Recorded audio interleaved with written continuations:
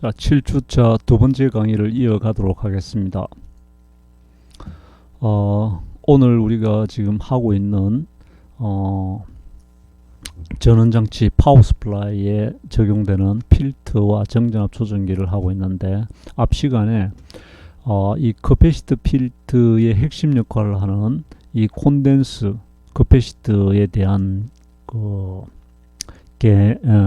개념을, 콘덴스의 그 개념을 우리가 이제 설명을 했었죠.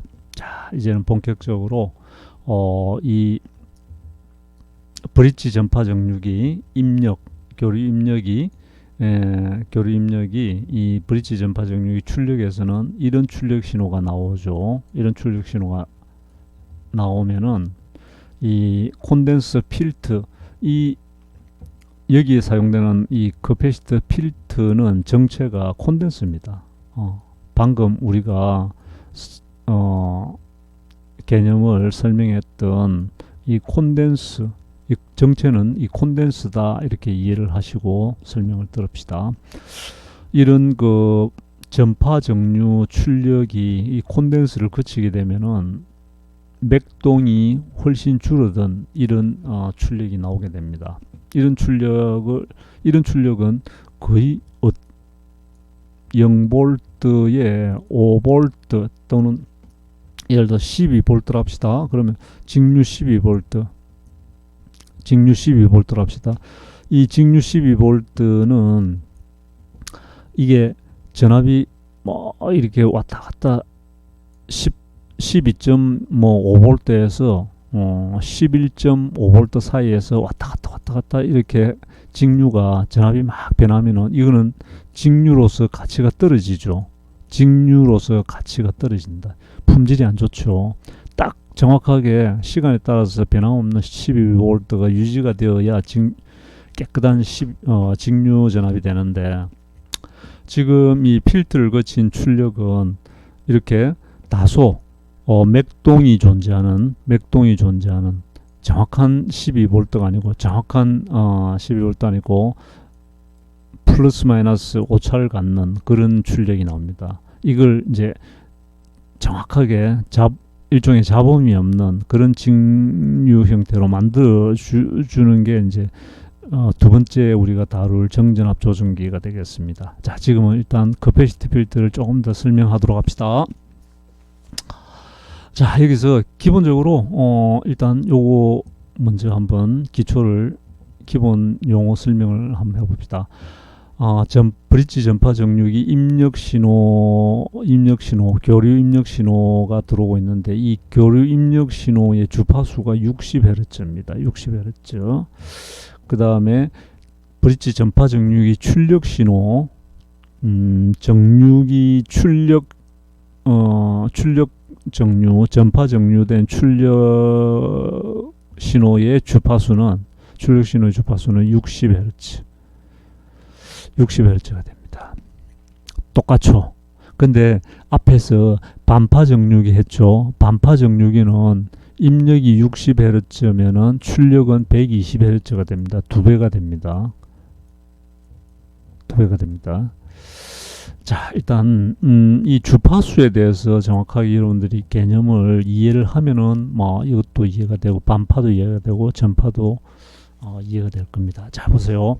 우리가 지금 교류 입력 신호를 이용하기 때문에 아직 완전히 직류가 만들어지기 전까지는 이 주파수라는 용어가 계속 따라다닙니다. 왜냐하면은 주파수의 개념은 이런 뜻입니다.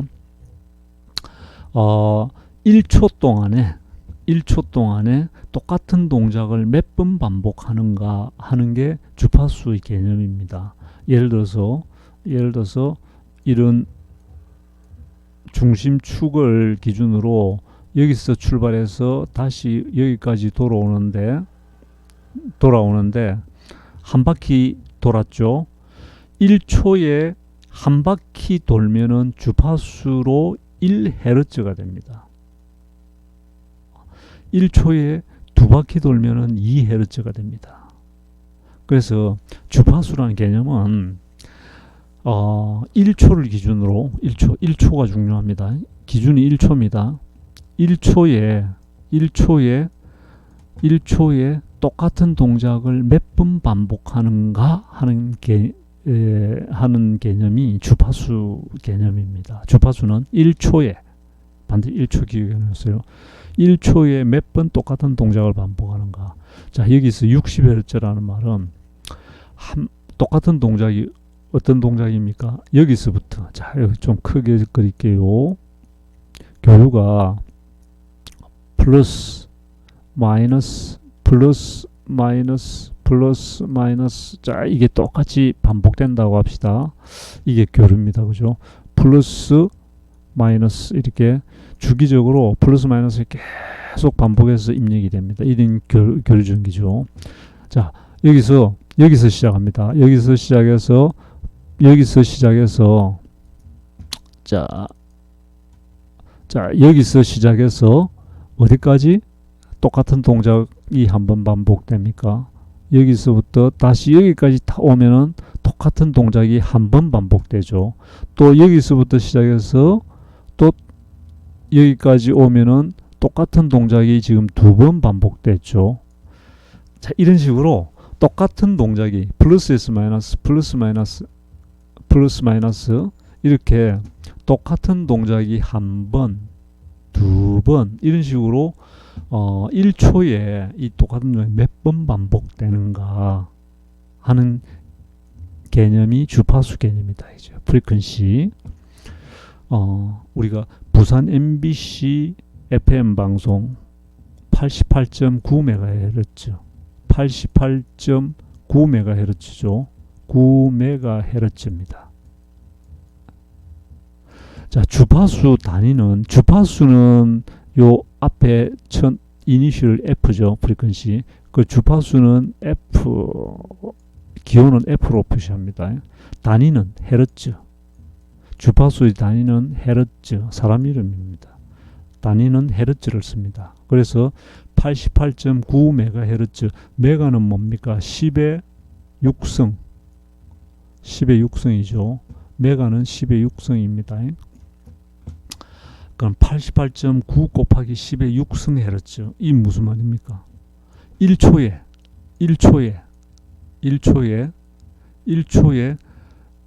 이런 동작을 88.9 곱하기 10의 6성번 한다, 이런 말입니다. 이 주파수라는 게. 주파수 F는 88.9MHz라는 것은 1초에 88.9 곱하기 10의 6성번 똑같은 동작을 반복하는 그런 주파수를 갖는다, 이렇게 표현합니다. 자, 그럼 우리 가정에서 사용하는 교류 전기의 주파수는 60Hz입니다. 그 말은 플러스 마이너스 이 주기가, 이걸 주기라고 하죠. 한 주기. 이 주기가 1초에 60번 반복된다, 이런 뜻입니다. 60Hz라는 것은. 자, 그럼 출력 신호, 전파 정류의 출력 신호를 봅시다. 출력 신호는 한 주기가 어떻게 됩니까? 플러스죠. 이거는 한 주기가, 자, 이거 크게 해볼까요? 플러스 이게 계속 반복됩니다. 그러면은 다시 한 주기는 여기서부터 시작해서 여기까지가 한 주기가 되죠. 또 한 번 또 반복되죠. 또 반복되죠. 여기가 한 주기가 됩니다. 그래서 한 주기가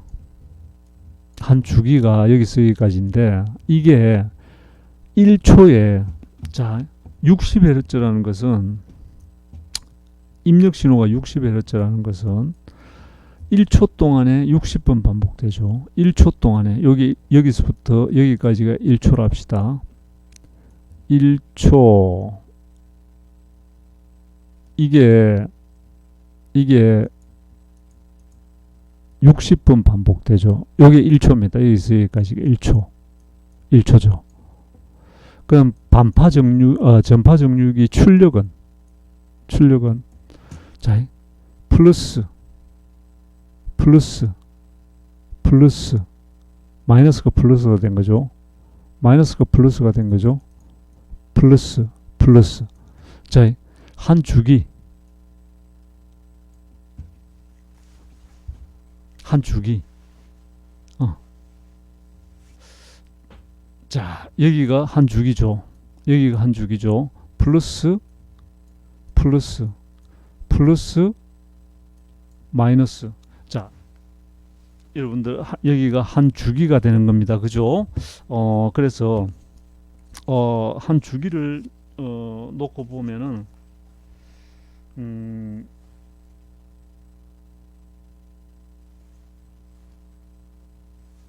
자, 여기에 전파 정류된 출력은 자, 지금 이제 여기서 이제 이게 말을 거꾸로 했습니다. 여러분들한테. 자, 이게 전파 정류된 출력, 반파 정류된 출력은 반파 정류기의 출력은 예를 들어서 입력이 60Hz의 교류가 입력되면은 반파 정류된 출력의 교류도 60Hz가 됩니다. 지금 이거는 반파 정류의 이야기고, 이게 전파 풀웨이브 렉티파이어에서 전파 정류기입니다. 우리 브릿지 전파 정류기. 이거는 120Hz입니다. 120Hz 수정합니다. 120Hz. 왜 그러냐면은, 자, 보세요. 플러스 마이너스 해서 한 주기죠. 근데 전파 정류된 것은 플러스도 플러스, 마이너스도 플러스가 되어 가지고 요 길이를 보세요. 전파 정류된 것은 한 주기가 여기서 여기까지가 한 주기입니다. 여기서 여기까지가 한 주기라는 거죠. 그러니까 교류 입력의 한 주기가 플러스 마이너스가 한 주기인데, 전파 정류된 출력의 출력 신호는 주기가 두 개가 됩니다. 두 배가 되죠. 플러스 플러스. 그죠? 여기서 여기까지가 한 주기인데 그 주기가 두 개가 들어가 있죠. 그래서 입력이 주기가 한 개고 출력은 주기가 두 개가 되죠. 그래서 같은 시간 안에 출력은 두 번 반복되는데 입력은 한 번 반복되죠. 주파수가 두 배가 된다는 거죠. 그래서 입력 신호가 60Hz면은 전파 정류기 출력은 120Hz가 된다, 이런 뜻입니다. 필기가 인쇄가 잘못됐습니다. 자, 그러면은 이제 다음으로 넘어가겠습니다. 자, 이제 본격적으로 커패시터 필터에 대한 설명이 나옵니다. 자, 여기에 콘덴서가 어떻게 이 콘덴서가 어떻게 커패시터 필터 역할을 하는지, 자, 어떻게 이렇게 이런 전파 정류된 출력이 입력되면은 이 콘덴서를 거치면은 이래 됩니다.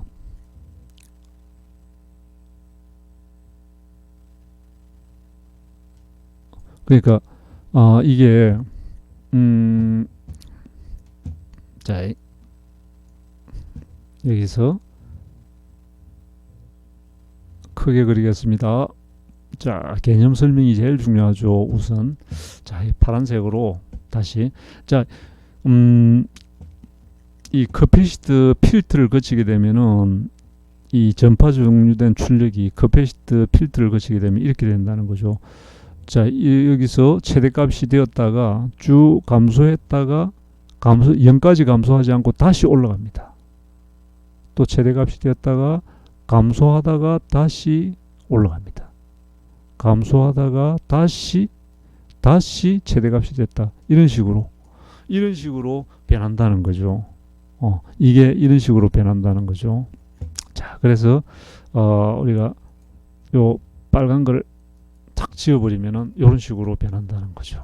이게 바로 맥동 전압을 가지고 있는 커패시터 필터의 출력이 되겠습니다. 그러니까 이런 식으로 전압 파형이 변하게 되겠죠. 커패시터 필터를 거치면은. 그럼 어떻게 해서 콘덴서가 이런 역할을 하는가 하는 것을 지금부터 이해를 해봅시다.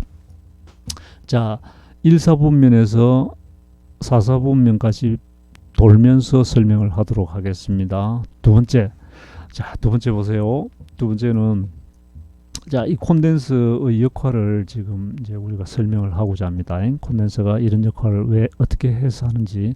자, 우선 입력은 이런 교류가 입력됩니다. 자, 교류가 입력되고 여기에 다이오드를 하나 거칩니다. 다이오드를 하나 거친다고 봅시다. 그럼 출력 파잉이 콘덴서를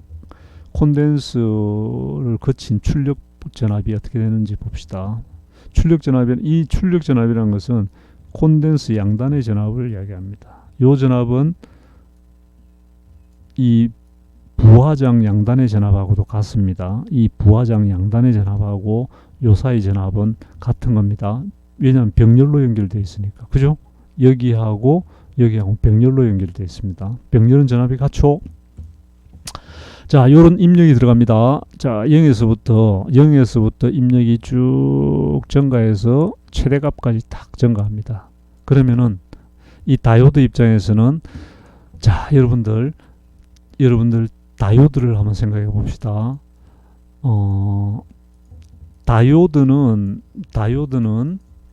자, 다이오드 다시 한번 복습해 봅시다.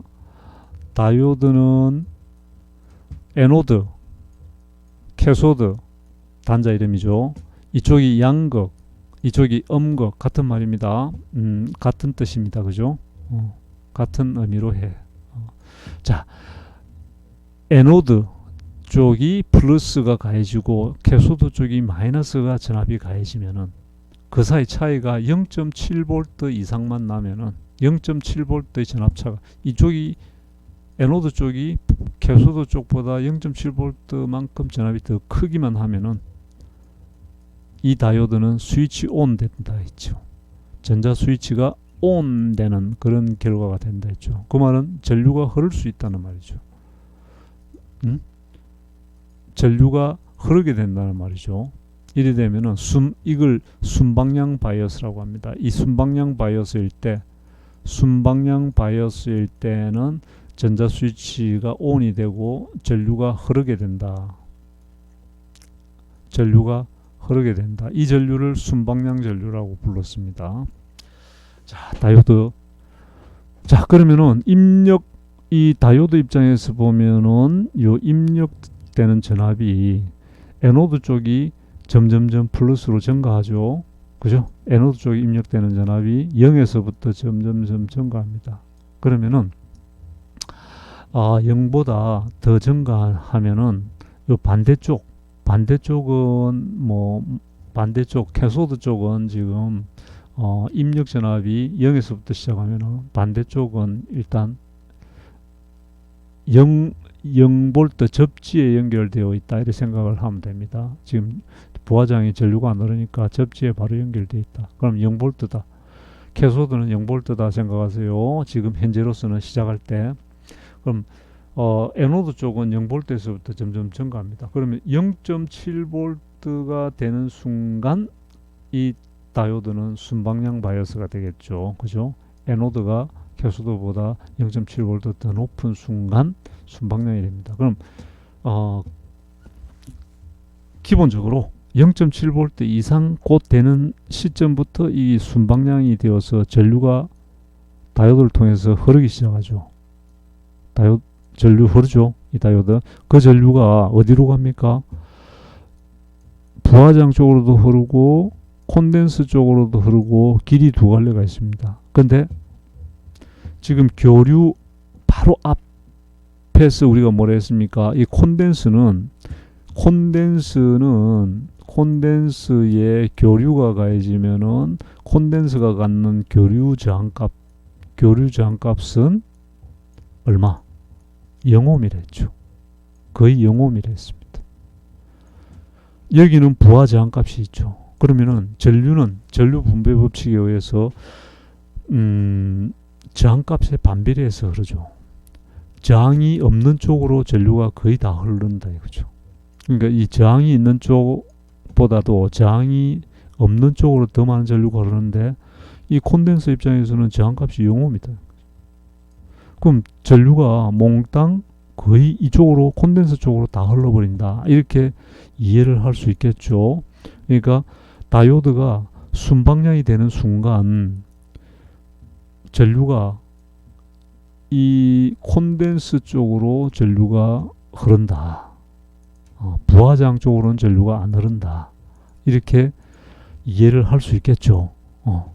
이해를 할 수 있겠죠. 이쪽으로는 전류가 지금 안 흐른다. 전류는 콘덴서 쪽으로 흐른다. 그럼 콘덴서에 전류가 흐른다는 말은 자유전자가 쌓인다는 거죠. 전자가 쌓인다는 거죠. 충전이 된다는 말입니다. 그래서 이 그림처럼 콘덴서 양단의 전압이 점점 커집니다. 충전이 된다는 말이죠. 전압이 점점 콘덴서 양단의 전압이 플러스 마이너스 충전이 되죠. 전압이 이게 VC입니다. 이 전압은 얼마만큼 충전됩니까? 요 입력 전압이 다이오드 0.7V를 거쳐서 이 콘덴서 양단에 가해진다. 이렇게 보면 되겠죠. 그러면은 최대값은 요 입력 전압의 최대값 있죠. 요 입력 전압의 최대값에서 다이오드가 순방향이 되기 위한 0.7V를 공급해 주고 나머지 값까지 최대값까지 충전이 되겠죠. 이해가 되죠? 자, 세 번째 3, 4분면 쪽으로 가서 설명을 하겠습니다. 자, 이번에는 최대값을 통과해서 나머지 입력이 요 입력은 계속 반복적으로 계속 지속적으로 입력되고 있습니다. 단지 어떤 입력이 들어오더라도 이 어떤 입력이 들어오느냐에 따라서 이 다이오드가 순방향이 되고 역방향이 될 뿐이지 입력은 반복적으로 계속 들어오고 있는 상태라고 생각하면 됩니다. 자, 이제 순방향이 되었고, 자, 최대점을 지나서 입력이 계속 들어오고 있습니다. 계속 들어오고 있는 상태입니다. 이때 이 다이오드는 순방향인가 역방향인가 그것만 여러분들이 검토하면 됩니다. 자, 최대값이 뭡니까? 콘덴서에 충전된 전압의 최대값이 이거였죠. 그럼 이 전압은 어디 전압입니까? 요 전압입니다. 요 전압과 접지 사이에 요 사이의 전압이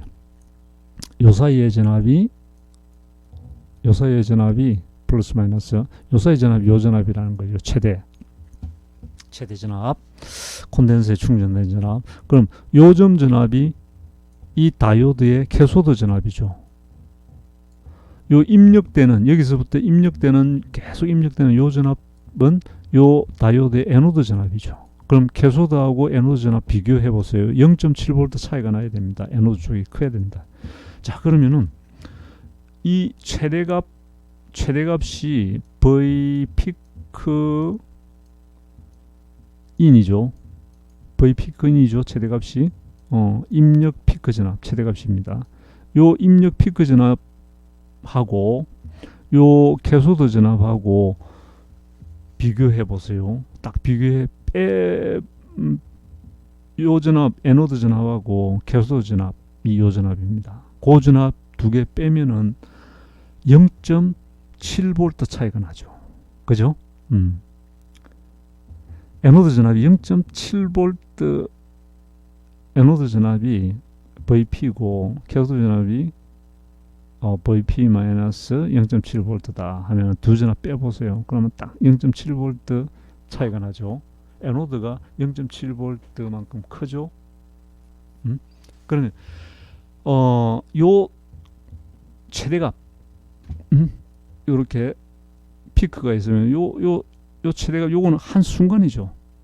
요 순간을 딱 넘어서는 순간 에노드 전압이 에노드 입력되는 전압이 요 피크점에서 딱 넘어서는 순간 그때부터는 캐소드 전압이 캐소드 전압에서 에노드 전압에서 캐소드 전압 빼면은 0.7V보다 더 작아지겠죠. 그죠? 그래서 자, 숫자로 표현하겠습니다. V 피크 전압이 5V라 합시다. 5V라 합시다. 그러면은 저 캐소드 전압은 4.3V가 됩니다. 그죠? 0.7V 빼니까 여기에 4.3V로 충전되어 있습니다. 자, 그러면 5V하고 4.3V 빼면은 0.7V가 되죠. 요 피크, 에노드가 피크 값일 때 0.7V 순간적으로 차이가 딱 나고, 요 피크 값을 딱 통과하는 순간 어떻게 됩니까? 예를 들어서 4.9V 딱 통과하는 순간이 4.9V라고 합시다. 4.9V. 이게 에노드 전압이 됩니다. 그죠? 에노드 쪽에 인가되는. 그때 충전된 캐소드 전압은 4.3V입니다. 4.3V. 두 개 빼면은 몇 볼트입니까? 4.3V. 0.6V가 되죠. 자, 실리콘 다이오드는 에노드가 캐소드보다 0.7V 이상 되어야 전류가 흐릅니다. 근데 지금 피크 값, 최대값을 통과하는 순간, 입력이 최대값을 통과하는 순간 이제는 0.7V가 아니고 0.6, 0.5, 0.4 계속 이제 순방향이 아닌 역방향 상태가 된다는 뜻입니다. 역방향으로 어디까지 계속 이어진다는 거죠. 계속 역방향이 되다가 어느 순간 입력이 되면은 이제는 순방향이 됩니다. 어떤 때 순방향이 되느냐면은 여기까지가 최대값입니다. 자, 최대값이 되려면 아직 더 남았습니다. 그죠? 여기 최대값이 되려면은 아직 더 남았는데 요 어느 순간에 다시 이게 순방향이 됩니다.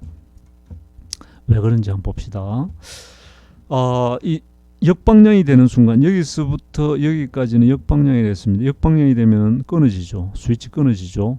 여기 다시 스위치 끊어져서 전류가 못 흐릅니다. 그러면은 이 충전되어 있는 요 전압으로 충전되어 있는 이 콘덴서가 이제 배터리 역할을 한다는 거죠. 전원 역할을 한다는 거죠. 이게 충전되어 있는 이 전압이 전원 역할을 해서 플러스 마이너스 전원 역할을 한다는 거죠. 이 전압이 뭐냐면은 요 전압입니다. 요 전압. 그 다음에 여기에 부하장이 붙어 있죠. 요 부하장이 붙어 있죠. RL.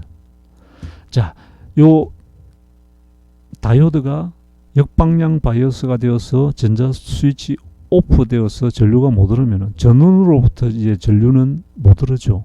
그러면 여기서 회로는 끊어집니다. 역방향일 때는 끊어지고 요 회로만 살아있게 됩니다. 그럼 이때는 충전된 이 콘덴서 입장에서는 이제 방전하기 시작합니다. 방전을 시작한다는 거죠. 요 충전되어 있는 요 전압을 가지고 여기에 전원 역할을 해서 이제 부하장 쪽으로 방전을 하기 시작합니다. 계속 방전하죠. 방전을 합니다. 방전한다는 말은 여기 보세요. 여기까지 충전되어 있다가 이게 다이오드가 역방향되는 순간부터 이제 방전하기 시작합니다. 점점 방전한다는 말은 충전된 전압이 점점 감소한다는 말이죠. 점점점 감소하는데 이 감소하는 요 전압은 결국 이 다이오드의 캐소드 전압이 됩니다. 캐소드 전압이죠. 요 캐소드 전압이 점점점 감소한다는 말입니다. 이렇게 점점점점 감소한다는 말입니다. 근데 에노드 쪽의 전압은 다이오드 에노드 쪽의 전압은 계속 지금 입력이 되고 있는 중이었죠. 여기까지 계속 역방향이었는데 어느 순간 점점점 감소해서 여기까지 감소했다 합시다. 요 감소한 전압이 쭉 해서 여기 높이가 여기로 합시다. 이 캐소드 전압보다도 0.7V 더 증가하는 순간 에너드가 입력이 되는 고전압이 되는 순간 이 다시 순방향이 되죠. 그때 여기까지 방전을 하다가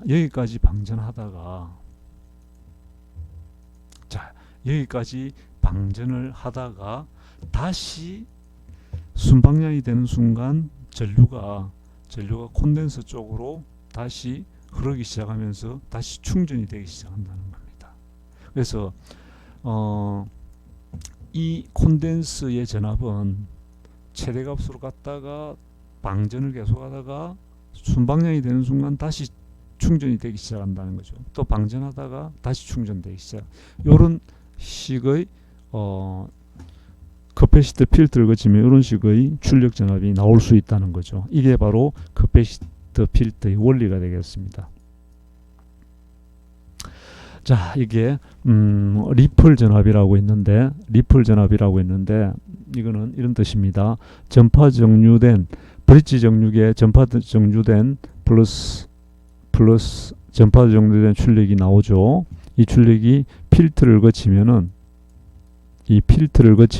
C입니다. 콘덴서 커패시터 필터를 거치면은 이런 식으로 최대값이 되었다가 충전되었다가 방전했다가 다시 충전했다가 방전, 충전, 방전, 충전, 방전 이런 식으로 이런 식의 출력 전압이 커패시터 출력 전압이 필터의 출력 전압이 나온다는 거죠. 밑에 제로 0V까지 완전히 떨어지지 않죠. 감소하다가 증가 다시 감소. 이때 이 물결 모양의 이 전압을 리플 전압이라고 부릅니다. 리플 전압. 리플 찾아보면은 잔물결이라는 뜻이 있습니다. 자, 리플 전압이 발생하죠. 필터를 거치면은 이 리플 전압이 발생합니다. 그래서 필터, 성능이 좋은 필터일수록 필터의 성능이 좋을수록 이 리플 전압이 아주 작습니다. 리플 전압이 작을수록 필터의 성능이 좋다, 효율이 좋다 이렇게 설명할 수도 있겠죠. 자, 리플 전압은 커패시터 충전과 방전으로 인한 출력 전압의 변동, 맥동 전압. 자, 커패시터 필터 효율은 이 리플 계수, 리플이 적을수록 좋다고 하는데 이 리플이 어느 정도 작은가, 어느 정도 큰가 이걸 객관적으로 표현하려면은 수치화해야 되겠죠. 그래서 리플 계수라는 게 만들어집니다. 리플 계수, 리플 팩터에서 R로 표시합니다. 자, 리플 계수는 이렇게 계산합니다. 자, 이런 필터를 통과한 파형이 있으면은 이 0에서부터 충전, 방전, 충전 이런 리플 전압이 나오죠. 그러면은 이 평균에서 이게 직류 값이 예를 들어서 이 중간의 값, 자, 이 리플 전압이 0V에서부터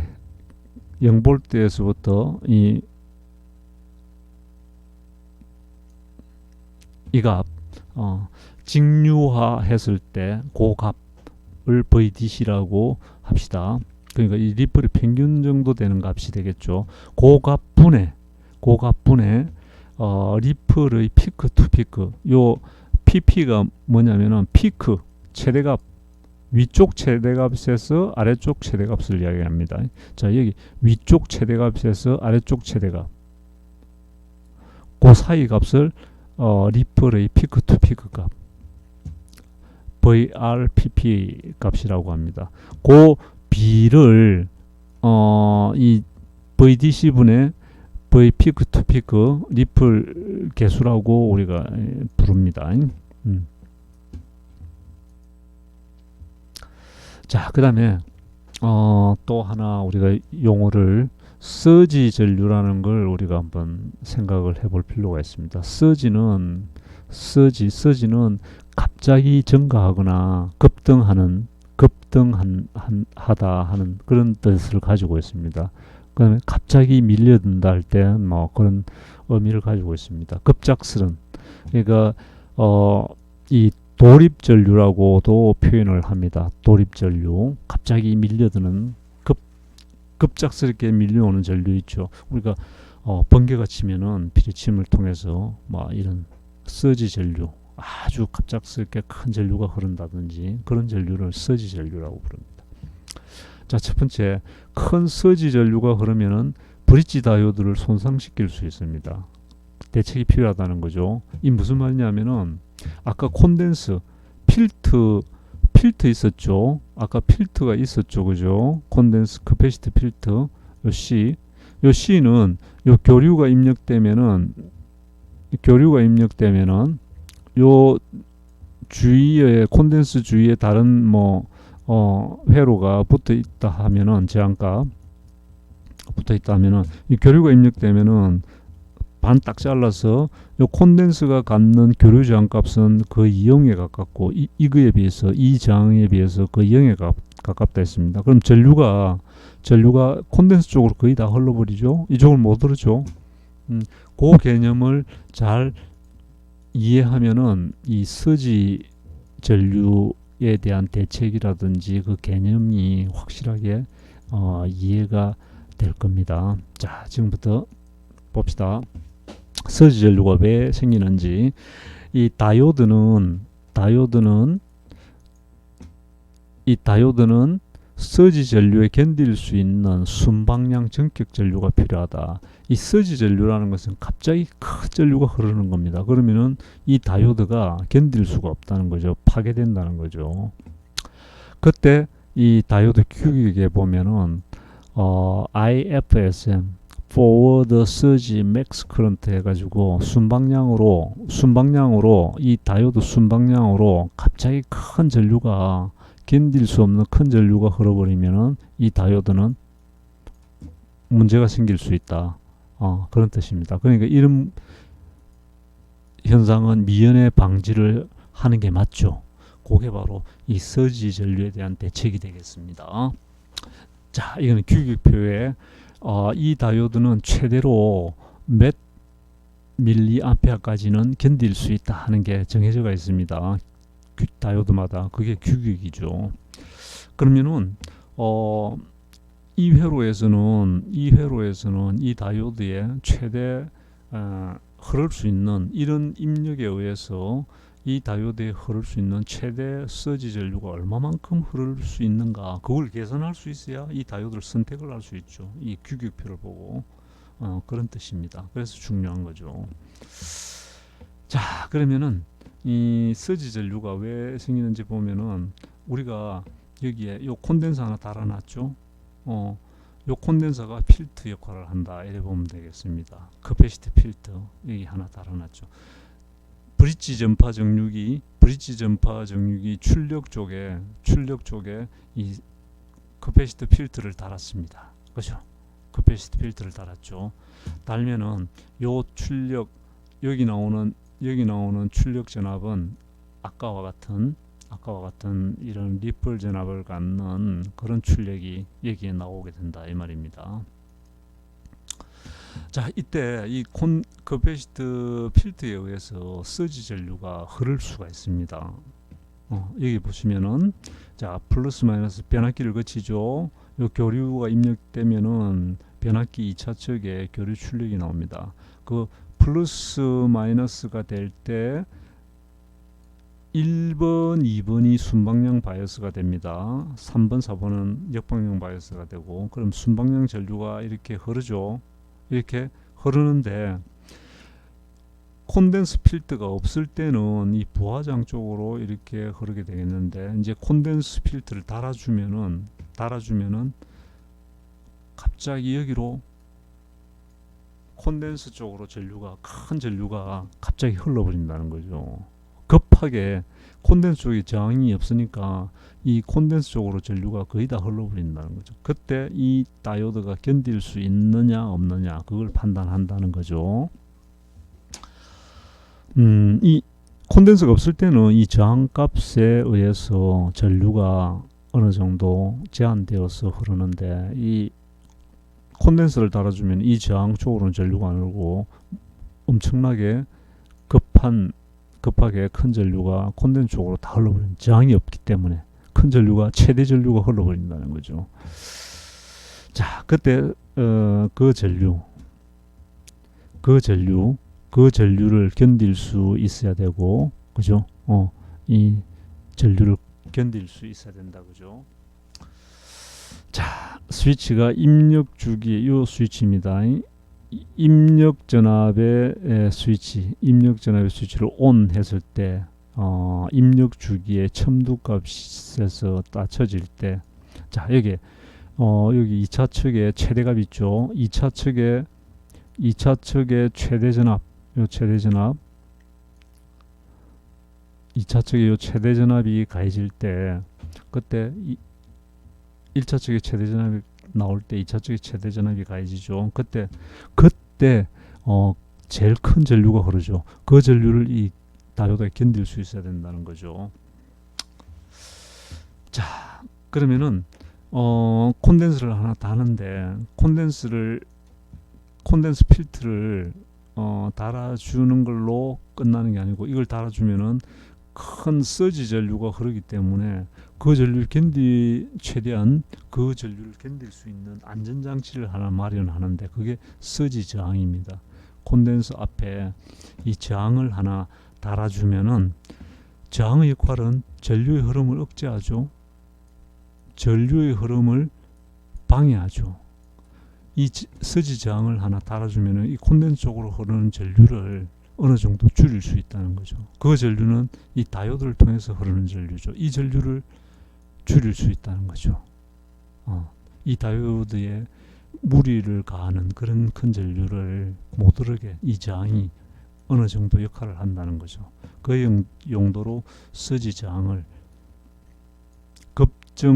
그러니까 서지 전류를 제한하는 서지 저항을 하나 달아줍니다. 그래서 회로를 볼 때 저항이 달려 있으면은, 어떤 부품이 달려 있으면 그 부품의 용도가 뭔지, 어떤 역할을 하는지, 지금 이런 시간을 통해서 조금씩 이해를 해 나간다, 이렇게 보면 되겠습니다.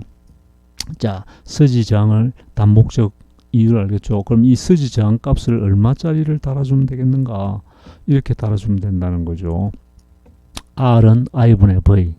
자, 이 서지 저항이 흐르는 전류는 최대 전류입니다. 이 다이오드 1번 다이오드를 썼다 그러면 이 다이오드에 흐를 수 있는 최대 서지 전류, 이 정해져가 있습니다. 그죠? 규격표에.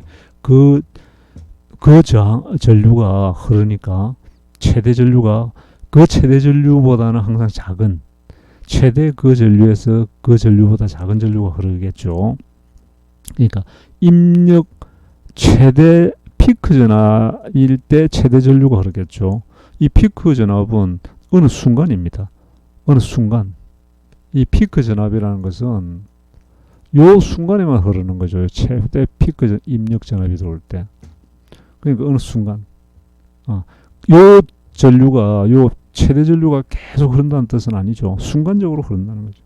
그것보다는 항상 작은, 입력 전압이 그보다는 항상 작은 전압이 가해지니까, 그러니까 요 전류를 견딜 수 있으면 되는 거죠. 견딜 수 있도록 설계하면 되는 거죠. 자, 그래서 그 저항이라는 것은 이 저항 값을 결정할 때는 여기에 흐르는 최대 전류분의 전압, R은 I분의 V니까, 그때 전압은 어떤 전압입니까? 변압기 2차측 최대 전압에서 브릿지 정류기는 다이오드 2개를 거치죠. 2개를 거치려면 0.7, 1.4V가 필요하죠. 1.4V는 어디서 공급합니까? 여기서 공급합니다. 여기서 빼줘야 되는 거죠. 그래서 이 변압기 2차측 최대값에서 1.4V 뺀 전압, 그 전압이 어느 전압입니까? 요점 전압이라는 거죠. 요점에서부터 접지까지 그 전압이죠. 그러니까 이 다이오드 이 저항 양단의 전압은 이 전압이 된다는 거죠. 여기서부터 접지까지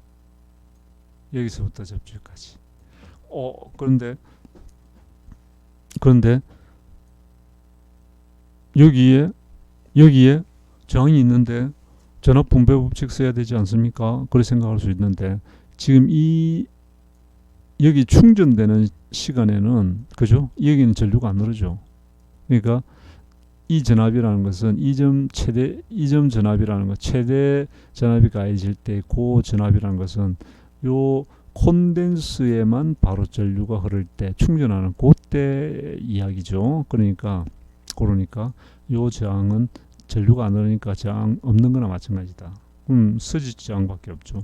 그러니까 결국 서지 저항에 걸리는 전압은 요점 전압에서부터 접지까지 여기 다 걸리는 거죠. 그래서 이 전압을 분자에 이 전압을 적은 겁니다. 그래서 서지 전류에 대한 대비책으로 서지 저항을 붙이는데 이 저항값을 결정할 때는 이 저항에 흐르는 최대 전류 그 다음에 이 저항에 걸리는 최대 전압에 의해서 결정해주고 이 저항값은 부하 저항에 비해서는 매우 작아야 된다. 작은 값이라 해야 된다. 왜냐하면 이 저항이 너무 커버리면 부하 저항보다 더 커버리면 부하 저항 쪽으로는 전류가 흐르는 전류를 못 흐르게 하겠죠. 그래서 부하 저항보다는 훨씬 작은 아주 작은 서지 저항을 달아줘야 된다 하는 뜻입니다. 자, 이제 정전압 조정기는 필터 출력에 포함되어 있는 리플 전압을 제거한 일정한 직류를 유지할 때 이 정전압 조정기 볼테이지 레귤레이터라고 하는데 흔히 우리가 정전압 조정기라기보다는 레귤레이터라는 말을 더 많이 씁니다. 현장에서는 레귤레이터 정전압 조정기. 자, 전체를 한번 정리해 봅시다. 교류 입력을 가지고 브릿지 전파 정류기를 거쳐서 거치면은 전파 정류된 출력이 나오죠. 이걸 커패시터 필터를 거치면은 리플 전압을 갖는 요런 출력이 나옵니다. 그죠? 이걸 정전압 조정기를 거치면은 이 리플 전압이 제거된 깨끗한 직류가 만들어집니다. 이런 전압이 실제 활용되는 거죠. 어떤 부하에. 그래서 여러분 지금 사용하는 컴퓨터를 전원을 켜면은 벽에 있는 콘센트에서 220V 교류가 여러분 컴퓨터 안에 있는 파워 스플라이에 연결됩니다. 그 파워 스플라이 안에 이런 회로가 구성이 되어 있죠. 교류를 직류로 바꾸는 이런 회로가 그 파워 스플라이 안에 있습니다. 그죠? 그 회로를 지금 우리가 이해를 하고 있는 중이다. 이렇게 생각하면 됩니다. 자, 그러면은 정전압 조정기는 구조가 간단합니다. 이 정전압 조정기는 하나의 부품입니다. 전자상가에 가서 5V 직류 5V 볼테이지 레귤레이터 주세요 하면은 이런 걸 줍니다. 예를 들어서 정전압 조정기 5V짜리 달라 하면은 단자가 3개입니다. 1번 단자, 2번 단자, 3번 단자가 다리가 3개가 있는 거죠. 자, 1번 단자에는 브릿지 정류기로부터 입력이 됩니다. 그러니까 요 입력이 되겠죠. 요 입력이 들어오고 2번은 이제 깨끗한 출력이 나옵니다. 여기서 출력이 나옵니다. 그 다음에 3번은 이 안에 정전압 조정기도 안에 여러 가지 회로로 구성되어 있겠죠. 그걸 집적 회로로 만들었습니다. ICU화해서 부품으로 만들어 놓은 거죠. 요 안에는 여러 가지 회로가 구성되어 있죠. 다음에 이 회로에 대한 핵심도 요 진도 조금 더 나가면은 제너 다이오드를 배울 때 요 회로도 일부 설명을 할 계획입니다. 자, 지금은 일단 IC화되어 있는 부품 형태로 만들어져 있는 상품화되어 있는 정전압 조정기는 이런 것이다 하는 것 정도만 이해를 하세요. 자, 정전압 조정기 3번 단자는 접지에 연결합니다. 자, 이렇게 하면은 동작을 한다는 거죠. 5V 5V용 정전압 조정기를 사면은 여기에 직류 5V가 출력이 됩니다. 직류 5V가 뭐 12V 볼테지 레귤레이터를 사면은 요 출력은 12V 출력이 나옵니다. 직류 12V 출력. 단순하죠? 자, 이렇게 해서 짧은 시간이 아니죠. 뭐 50분이 지났으니까 긴 시간 동안 여러분들 7주차 전자회로 마지막 수업 하느라고 수고 많았습니다.